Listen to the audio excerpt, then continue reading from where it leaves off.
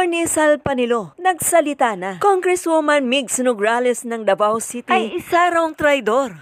Tinulungan ng mga Duterte upang makaupo as congresswoman. Pero sa ngayon, ano ang ginawa niya laban sa mga Duterte? Tinatraidor niya ito. Kitang-kita na ang kabulukan sa kanyang pagkatao na para bang si Tambaluslos din ang pag-uugali. At ayon pa sa isang source, he wants to run as mayor sa Davao. For how many decades na naglalabanan ang kanyang ama na si Prospero Nograles at si Tatay Digong bilang isang mayor ng Davao City. Pero lagi itong frustrated dahil hindi ito nananalo laban kay PRRD. The long-term fierce rivalry between the two parties as they describe ay nagwakas na ang matagal ng tunggalian ng dalawang politiko nang magbigay ng huling paggalang sa huling sandali ni Attorney Prospero Nograles, si PRRD.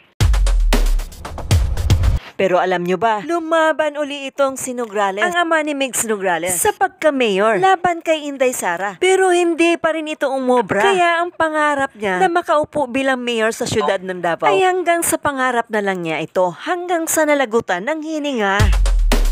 Iba talaga ang serbisyo ng mga Duterte sa Davao compared sa mga Nograles na ala-dilawan ang estelo. Alam nyo na, feeling entitled na hindi makamasa. Dahil sa katraidoran ni Migs Nograles ay nagsalita na itong si Attorney Sal Panilo. Mukhang yung dyan sa Davao, kung nagpe-percolate dun sa House of Representatives, umabot na ron yung dalawang kongresista dyan. Nagbababag na. Dahil nagpalabas ng payag si Congressman Pulong Duterte. Napalitan niya raw na ito si Kongresista Migs Nograles ang siyang pasimuno ng People's Initiative at namimigay ng mga ayuda. Tapos sinilabas niya na rin yung kanyang disgusto na sabi nila, yung budget kung 2 billion para sa Davao, tinanggal nila. Ginawa lang nila 500 million.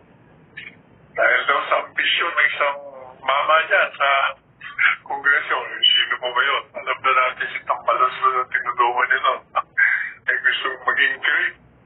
Pero hindi na siya natatakot. Hindi naman daw siya magugutom. Kung tanggalan siya ng budget, ang magugutom daw yung mga bumoto kay PBBM. Nagsisimula na talaga magkakalaman na itong mga Nograles at mga Duterte. Ako naman ang tingin ko niya. Kaya naman mga dyan sa kampo ng Nograles.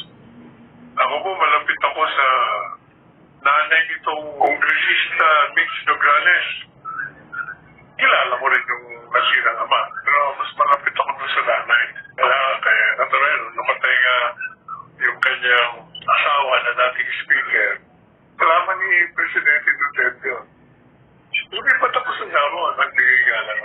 Yung pong mga Nograles, kalaban na pusakay ng Pangulong Duterte nung siya yung mayor. Talagang nilabanan siya niyan. Hindi naman una nananalo. Talagang talo mga Nograles niya. Hindi lang yan. Talagang kung titinan nyo, yung kusay-saya ng dalawa, talagang sinaraan ng nasirang speaker. Dahil nga politika, politika. Pero, to the everlasting credit of the former president and former mayor of Davao City, hindi niya po naghiganti sa ginawang pag-yurap sa kanyang reputasyon. Madalit sa rin pinatawad niya. Ang ginawa niya nga, yung anak, ginawa niyong dating kongresista na wala na, ginawa niyang miyembro ng kabinete. At ngayon, nung hindi na siya miyembro ng kabinete dahil tapos na ang administrasyong Duterte, tinulungan niya na makakuha ng appointment yan sa Commission of Civil Service. O di, pamadalit sabi, yung mga Nograles, malaki ang utang na loob sa mga Duterte. Hindi lang yan, yung pinaka-malapit na kaibigan ni Mayor Duterte, dating Pangulo sa Davao, na si Pastor Apollo Sikip Noy, ay may influensya doon sa mga may control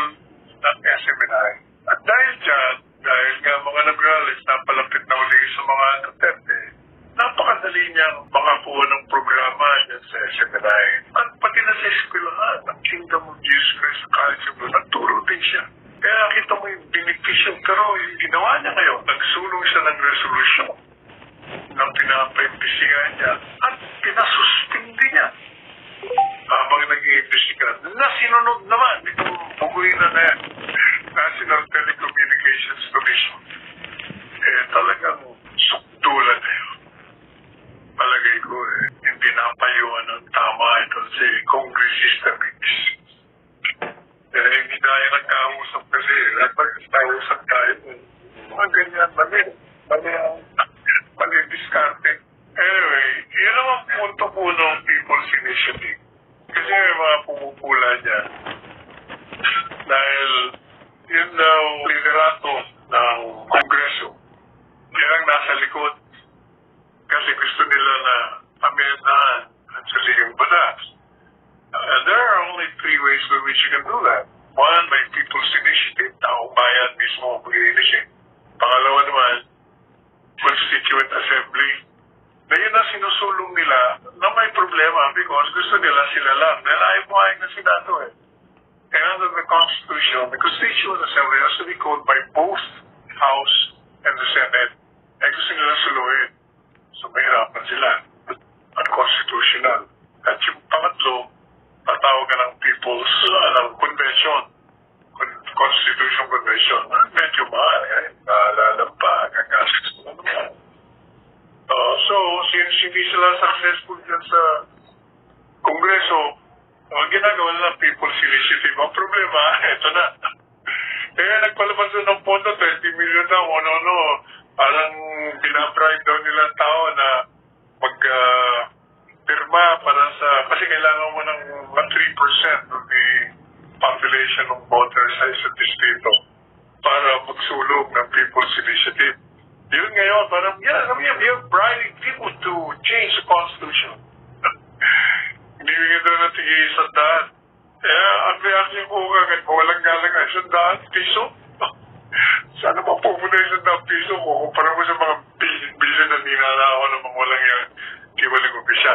Yung 100 na yan, sa tingin ko, yung tama-tawag na mobilization pa, siyempre pag gagalawin mo, kayatin mo. Pero hindi po yun ang mahalaga. Kasi yun, yung 100 pesos na mobilization, pagkikahit lang yung pamasahe, pagkain, para pumirma ka. Yung pagpirma lang para tumawag, hindi ho yun ang pag-aproba ng saligang batas. Yan ay first stage pa lang. Magkakaroon pa ng discussion dyan, kung anong provision. Saka mo itatapon na muli sa buong populasyon na rehistradong botante. So, actually, itong it's a lot of ulog-balo na tinatawag. Hayaan namin yan. Tingnan natin kung matuluto Una-una, sabi ng Korte Supremo something is wrong with that People's Initiative. Yung nakaraan, tatanda niya nakaraan, hindi pumayag sa Supreme Court niya. Hindi compliant, maraming po. Kaya relax na Uulat, what's new? Sa hindi pa nakapag-subscribe, follow, and share, huwag niyong kalimutan na tangkilikin upang patuloy na makapaghatid ako ng magandang balita. Para sa inyo.